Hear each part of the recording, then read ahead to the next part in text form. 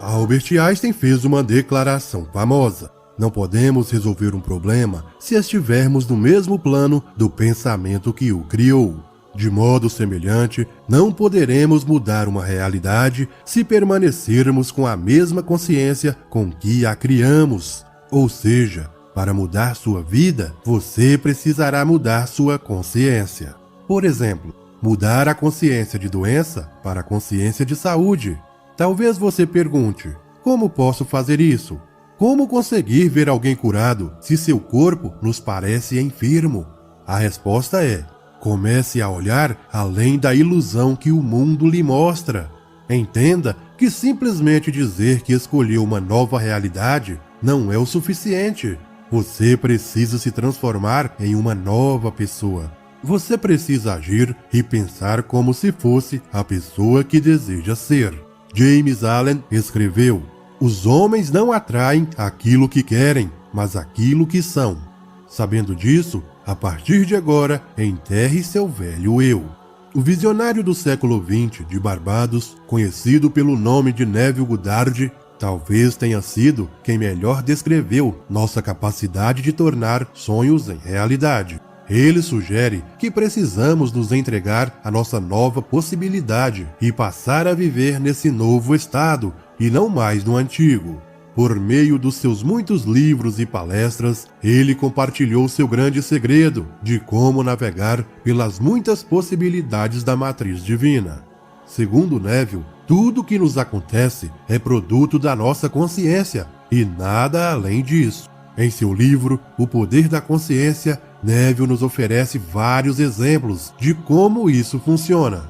Por exemplo, em uma das histórias, ele conta o seguinte: há 4 anos, um amigo me pediu que ligasse para seu filho, de 28 anos de idade, que estava sem expectativas de vida.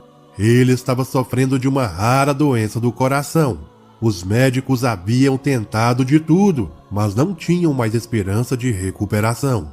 O filho do meu amigo estava confinado a uma cama e o corpo dele tinha se atrofiado a ponto de parecer um esqueleto. Ele só conseguia falar e respirar com muita dificuldade. No dia em que eu liguei para ele, sua esposa e seus 2 filhos estavam em casa e sua esposa escutou toda a nossa conversa. Eu comecei dizendo-lhe que havia apenas uma solução para qualquer problema e que a solução era uma mudança de atitude.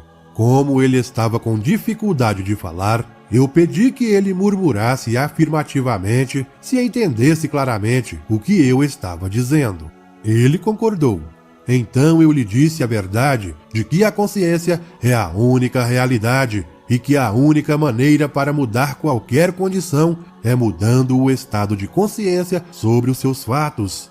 Depois sugeri que ele visse em sua imaginação a cara do seu médico expressando um incrédulo espanto ao vê-lo recuperado, contrariando a lógica de uma fase terminal de uma doença incurável, e que ele visse o médico verificando novamente os seus exames e ouvindo-o dizer repetidas vezes: isto é um milagre, é um milagre.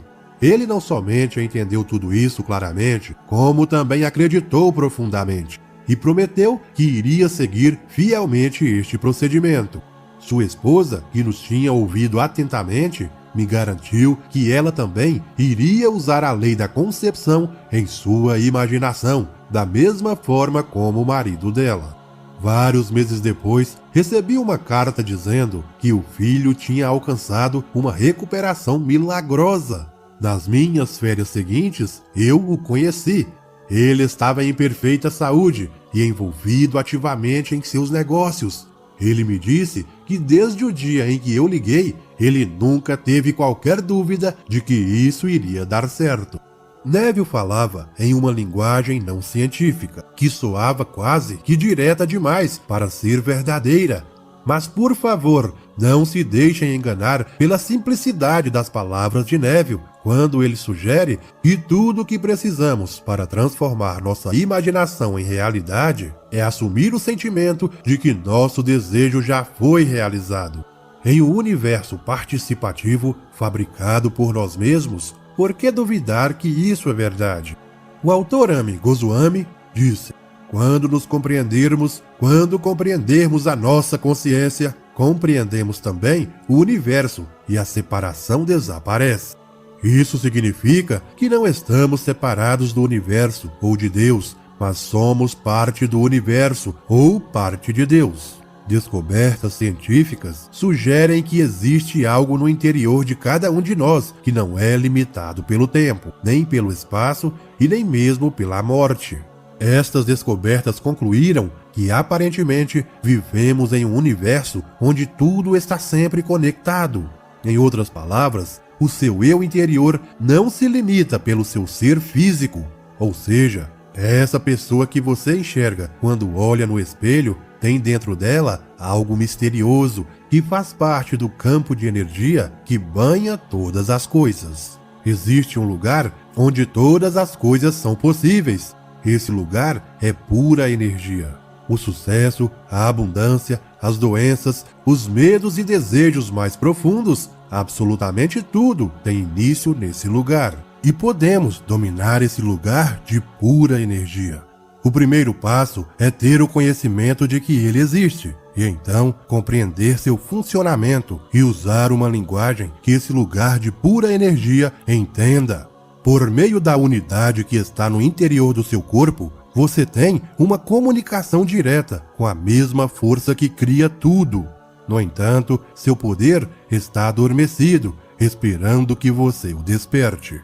O segredo para acordar esse impressionante poder é fazer uma pequena mudança no modo como você vê o mundo.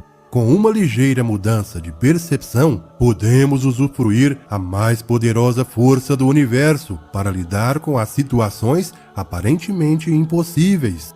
A pequena mudança de que precisamos consiste em começar a nos ver como parte do mundo, não como se estivéssemos separados dele. A imaginação, associada com a emoção, dá vida a uma possibilidade que se transforma em realidade.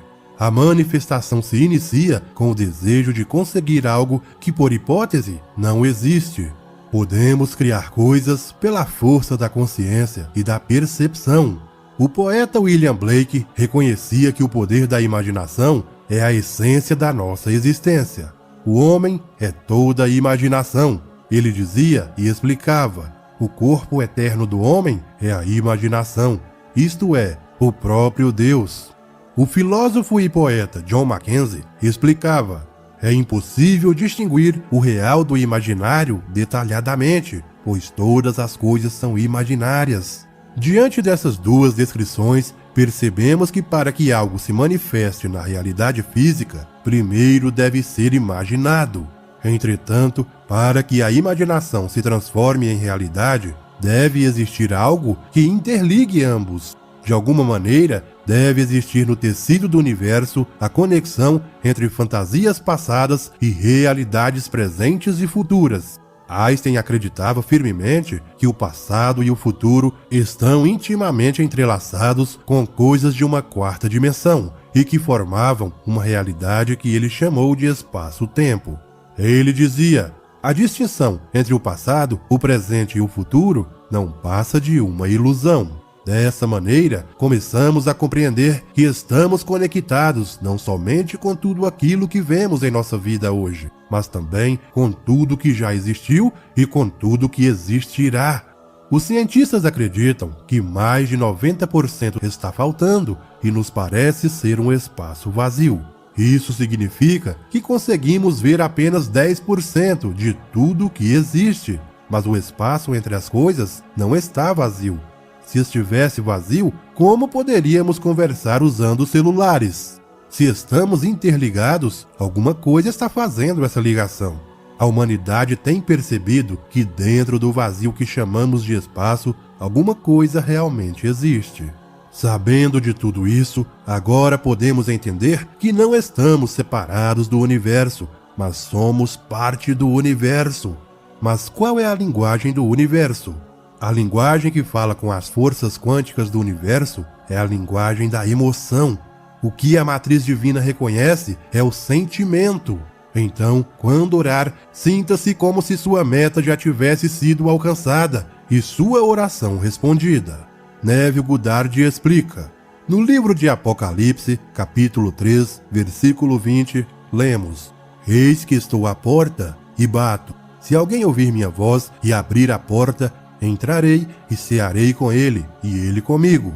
O eu bato na porta é seu desejo. A porta é a sua consciência.